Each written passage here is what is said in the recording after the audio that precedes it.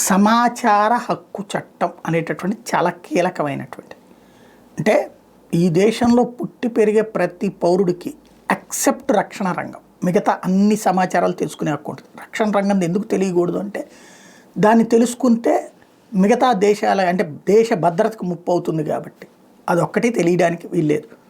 మిగతా అన్నిటికీ సంబంధించి సమాచారాలు తెలుసుకునే హక్కు ఉంది. దీన్ని కింద స్థాయి నుంచి ప్రతి ప్రభుత్వ కార్యాలయంలో కూడా సమాచారాన్ని ఇచ్చేటటువంటి అధికారి సిబ్బంది ఉండాలి. అట్లాగే వాళ్ళు ఇవ్వడానికి కనుక నిరాకరిస్తే ఆ నిరాకరించినటువంటి కారణాన్ని బేస్ చేసుకుని యాక్షన్ తీసుకోవడానికి చెక్ చేయడానికి పైన స్థాయి దాకా సమాచార కమిషనర్లు అనే వాళ్ళని పెట్టాలి. తెలివిగా ఏం చేస్తున్నారు, రిటైర్డ్ అయిన ప్రభుత్వ ఉద్యోగులు తీసుకొచ్చి అందులో పెడుతున్నారు. సమాచార కమిషనర్ కింద వాళ్ళకు బొగ్గగారు ప్లస్ ఎంత అని చెప్పి డబ్బులు వచ్చేస్తే జీతం వెళ్ళిపోతూ ఉంటుంది. కానీ దానివల్ల ఏమైంది, వాళ్ళు ప్రభుత్వ ఉద్యోగిలాగానే పనిచేస్తున్నారు. ఆ సమాచారం అడిగిన వాళ్ళకి ఎవరు ఏళ్ల తరబడి పెండింగ్లో ఉంటాయి. అదే సందర్భంలో కొంతమందిని జర్నలిజం ఫీల్డ్ నుంచి వచ్చిన వాళ్ళని కూడా తీసుకుంటారు. వాళ్ళకి ఈ సరైనటువంటి ఫెసిలిటీ ఇవ్వరు. అంటే సో డిపార్ట్మెంట్కి ఆర్డర్ అయ్యగానే సమాచారం ఇప్పించేటటువంటి సిస్టమ్ చేయరు.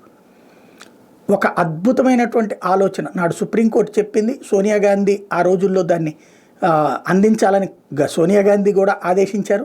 మన్మోహన్ సింగ్ సర్కార్ సక్రమంగానే అమలు చేసింది. కానీ ఆ తర్వాత వచ్చేటప్పటికి క్రమంగా దాని యొక్క స్ఫూర్తిని దెబ్బతీసుకుంటూ వెళ్తున్నటువంటి పరిస్థితి అయితే కనబడుతోంది.